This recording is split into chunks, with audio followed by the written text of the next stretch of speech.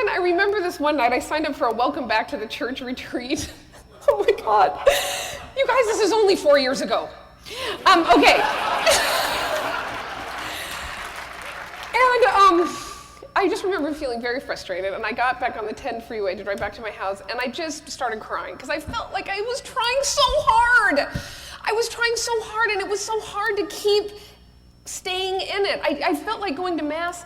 The image I had in my head is I was laying under this big cow with these big engorged udders, and I was just sucking and sucking and sucking to get a teaspoon of meaning milk out of the whole thing. Like, it was so much effort. And then when I get a little teaspoon of milk, I think, a teaspoon of meaning. I've spent only 4 hours and I've gotten a teaspoon of meaning. Like, it was so not worth it. And I just thought, okay, I can't take the Catholic Church anymore. I'm leaving.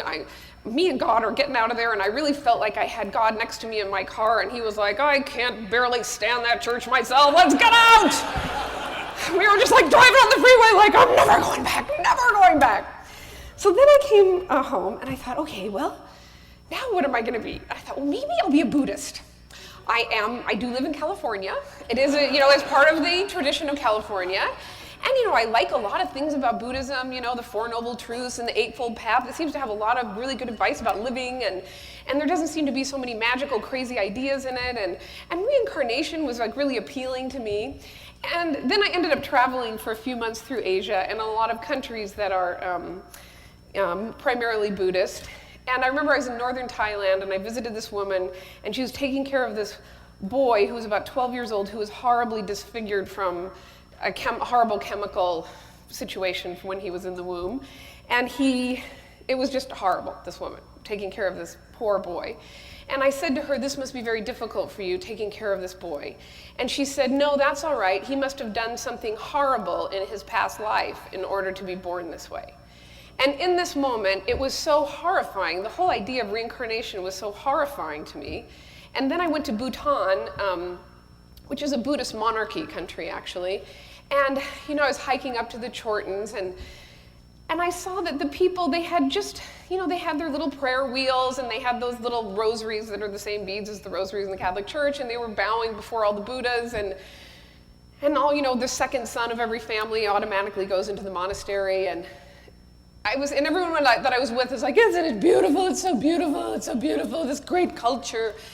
And then I just thought, there's just as much magical belief in Buddhism as there is in Catholicism. It's just sort of been cleaned up a little by the time it's gotten to California. And if I'm going to believe in something, be part of, a tradition that has this much magical belief in it, I may as well just go back and be a Catholic. So I gave up on Buddhism and I came back to Los Angeles.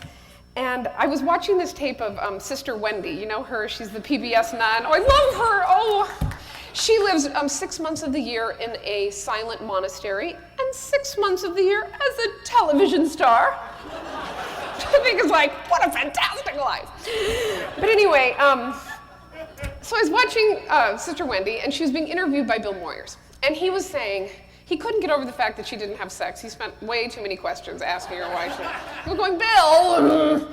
But anyway, he said, well, what do you do at this monastery? You're silent the whole time. What do you do there? And she said, well, Bill, I spend my time in the sunshine of God's love. And I thought, the sunshine of God's love? Maybe I need to spend more time in the sunshine. Maybe I should go out and start hiking and be in nature. Nature is God. Oh, it's so obvious. God is nature. I need to spend more time in nature. Now, being raised Catholic, they don't really emphasize nature very much either. Like, we didn't go on many hikes like those Protestants did. We didn't go camping and all that stuff. They sort of encourage you to stay inside with a book. But I started, going out and trying to enjoy God's love, and wonderfulness in nature. And I ended up going to South America and on this trip through the Galapagos Islands. And I was on a boat with about 8 people. We were spending about 3 weeks in the Galapagos. And, of course, that's where Darwin went through, on the Beagle, and which led to him writing The Origin of Species. And there was a copy of The Origin of Species in the common room. And I remember going into the common room and I thought, I can't believe they have the origin of species here. I mean, if you would either be somebody who's read the origin of species before you came to the Galapagos, or you would be somebody who would never read the origin of species. Can you imagine, how incredibly dorky it would be to come to the Galapagos and go, I'm looking for something to read. I guess it'll be this. What's this about?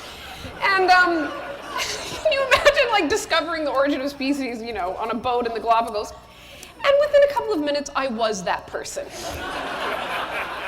so I started reading, and I kept thinking it would be way too technical or scientific, and it was really sort of a page turner. I felt it was very accessible. I understood it. I'd always accepted the theory of evolution in Catholicism. They brilliantly teach you about evolution, and then they say at this one moment, 150,000 years ago, evolution happened, and then when God's plan, was followed, and then this one moment when the human species began, God dropped a soul into those two people, and then they moved on, and that's why we're special, and everything else happened according to God's plan. And I always felt like the nuns really tried to instill in us this feeling that we believed, we accepted the theory of evolution. We weren't like those, ignorant, crazy Protestants over there. It was almost like a sign of pride that we accepted this theory, but then they didn't really want to tell you that much about it. It's like, yes, when it comes to evolution, yes, we believe in it, and let's just move on to the next page. There's no stopping to understand the impact of it. But when I read The Origin of Species, it was pretty powerful, and the next day we were going to this little island, and we were learning about the blue-footed boobies. And the blue-footed boobies are these incredibly cute animals. They've got this fur, this big white fur and these big blue beak and feet, and F.A.O. Schwartz could not come up with a cuter stuffed animal than the, blue-footed booby. They're so cute, and they have babies, and we were there when they were having babies, and they normally have one baby, but sometimes they have two babies, and then the stronger of the two babies pecks the brain out of the weaker of the two. So we're on this island, and the naturalist is saying, oh, here's the blue-footed boobies, and oh, look, here's two little blue-footed booby babies, and these cute, incredible babies, look up at us, and we look at them. And then we see that one of the blue-footed booby babies has some of his brains hanging out of his head. And he says, here the stronger blue-footed booby baby is pecking the brains out of the weaker blue-footed booby baby, but that's okay because that means the frigate birds get to eat. They're going to swoop down and, grab this blue-footed booby baby. And, okay, so God's not nature. Okay, so God's not nature. Doesn't love me particularly, and it can't be God because my God, he loves me. Okay, so maybe God is consciousness. We have this incredible adaptation. Our brains, it's so much fantastic. It's so much better than any other species. God is consciousness. So then I discovered Deepak Chopra. I'm so embarrassed. Okay.